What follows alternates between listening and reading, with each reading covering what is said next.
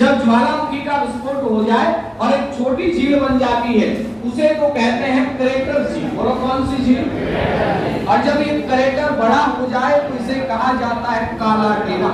Crater बड़ा हो जाए तो काला डेरा कहते हैं। आपसे कहा जाए पुष्कर झील कैसी झील है, आप कहेंगे काला डेरा झील है। पुष्कर झील कैसी झील है? काला डेरा।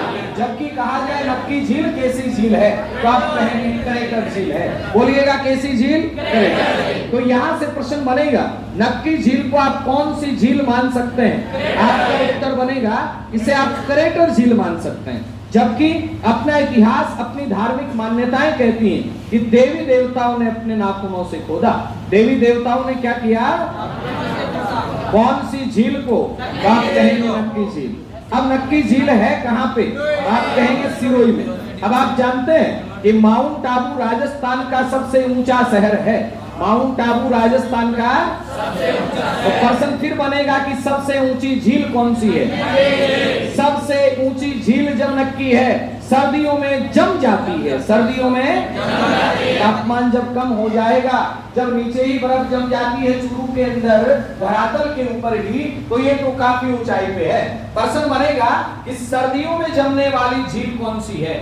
आपका उत्तर बनेगा सर्दियों में जमने वाली झील। बताइए देखें कौन सी झील?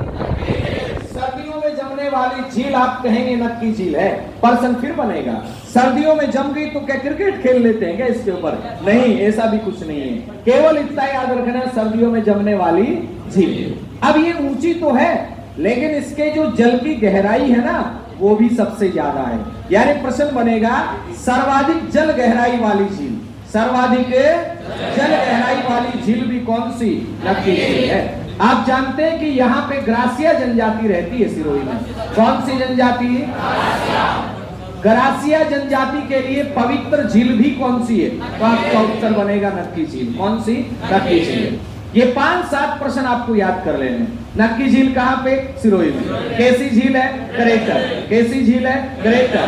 देवी देवताओं के नाखूनों से निर्मित झील नक्की। कहाँ पे है? माउंट आबू। सबसे ऊंची, सबसे गहरी, सबसे ऊंची, सबसे गहरी। गहरा बोले तो जल सबसे गहरा इसमें है। इसके बाद सर्दियों में जमने वाली। सर्दियों में जमने वाली। एक नाम आता है रोक, और रोक का मतलब होता है चट्टान। रोक का मतलब चट्टान। एक तो यहाँ पे है नन्न रोक। क्या है यहाँ पे?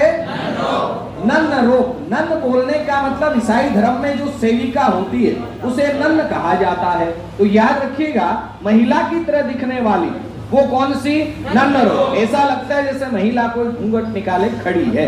बात आती है नन्न रोक के बाद में टोड रोक। कैसी रोक? टोड। मेंढक जैसी दिखने वाली। एक लगती है नंदी जैसी दिखने वाली, उसे नंदी रोक कहते हैं। एक तोते जैसी दिखती है उसे पैरोट रोक कहते हैं। लेकिन रोक तो यहाँ की दो ही प्रसिद्ध हैं, एक तो नन्न रोक, एक टोड रोक। एक तो नन्न रोक और दूसरी टोड रोक। याद रहेंगे दोनों? याद रहेंगे? बस इतनी बातें हैं। नक्की झील को लेकर के 5-7 प्रश्न बन रहे हैं। कर दोगे? जब प्रश्न बनेगा कि ये क्रेटर झील है तो मैं आपसे पूछूं ये क्रेटर झील है तो ये कौन सी है? पुष्कर झील को क्या कहोगे?